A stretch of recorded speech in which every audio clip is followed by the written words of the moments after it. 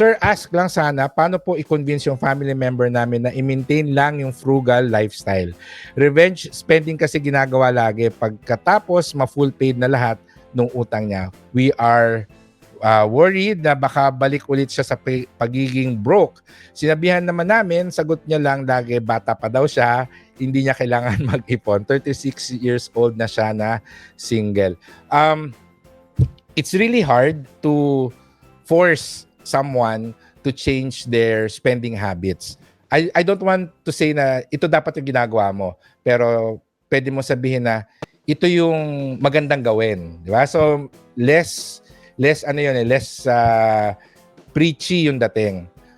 Mas magkakaroon ka ng authority na i-remind sila kung ikaw mismo ginagawa mo. So for example, meron kang you're doing a frugal lifestyle, na marunong kang mag-budget, etc.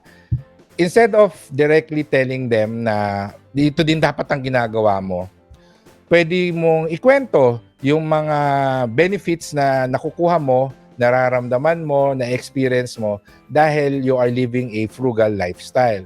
So siguro, kung meron ka biglang unexpected or emergency expense, kahit na maliit lang, may biglang nasira or meron kang kailangan biglang bilhin na importante, etc.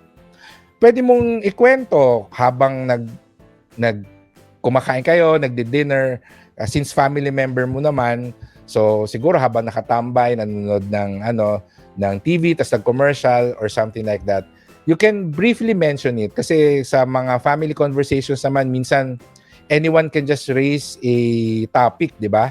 So may mga ganun little stories na you're not really preaching them or pressuring them, but subconsciously or indirectly you are helping them realize na siguro ganun nga din yung dapat na gagawin ko.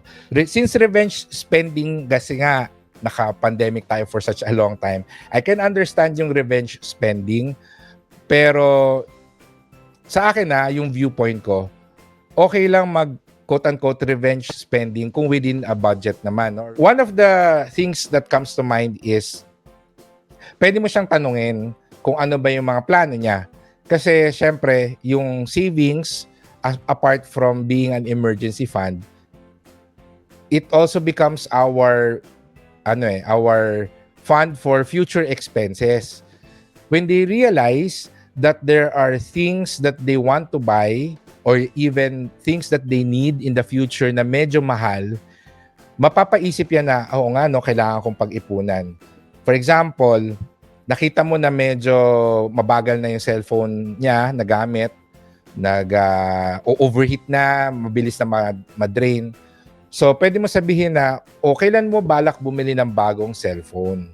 Diba? So, once na ma-realize, kailangan ko bumili ng bagong cellphone soon, tapos kung magastos ako ngayon, hindi ako makakabili. Di ba? Mahirapan akong bilhin.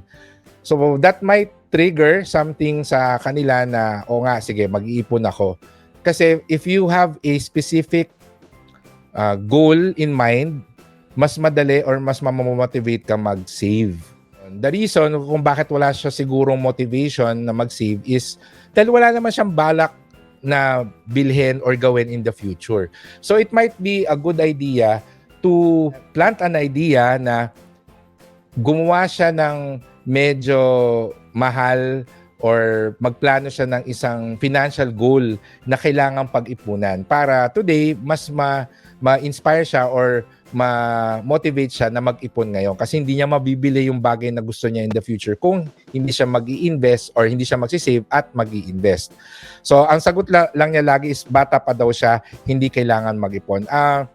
Well, that's always just an excuse. Usually, sinasabi yan kasi naiinis na sila. Okay?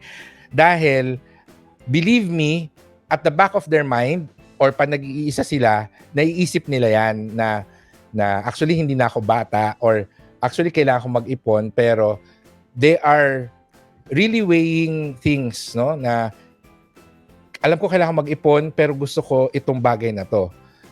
The reason kung bakit nananalo parate na yung paggastos ngayon is because they are always comparing it dun sa idea na kailangan meron kang savings, kailangan meron kang ipon. I don't know kung ano ba yung plano niya. So, 36 years old na single. This is now pure assumption, no? So, magkakasama kayo sa bahay. So, pwede mong sabihin na, again, let's just say na kuya mo. Kuya, ano bang plano mo? Dito ka na titira sa bahay? May plano ka bang kumuha ng sarili mong apartment or condo or may bala kang bumili ng condo or kotse, ganyan. So yung mga ganun lang, mga tanong kung ano yung mga plano niya sa buhay kasi that can trigger sa kanya na oo nga no, kung gusto kong bumili ng condo, paano nga ba? Diba? So that could start yung ano niya, yung curiosity niya at saka yung motivation niya kung paano ba magsisave, paano mag-i-invest. So again, you cannot really force someone to save and budget and even invest.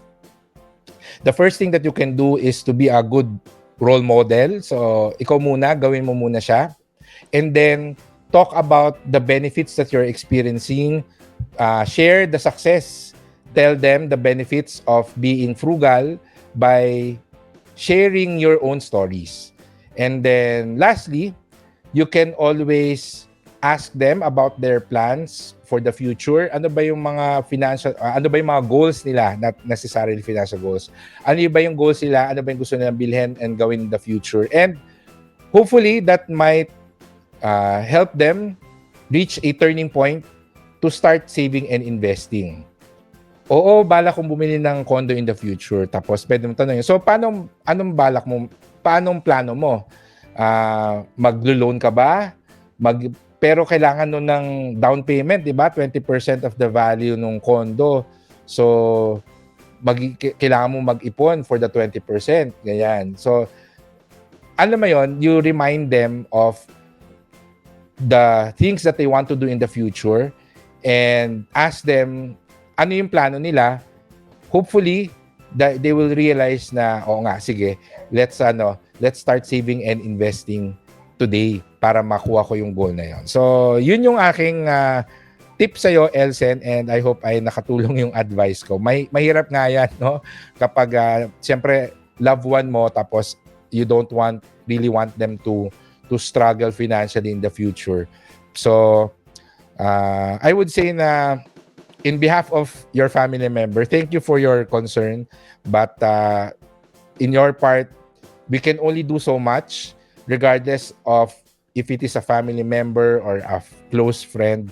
Minsan talaga, kahit na gusto natin silang tulungan, dapat magsimula talaga sa kanila. They should first accept your help and they should first learn to help themselves para mo sila mabigyan ng 100% na support and tulong. And in the meantime, all you can do is remind them but not necessarily preach to them kasi magkakaroon ng resistance kapag dinidiktahan mo sila.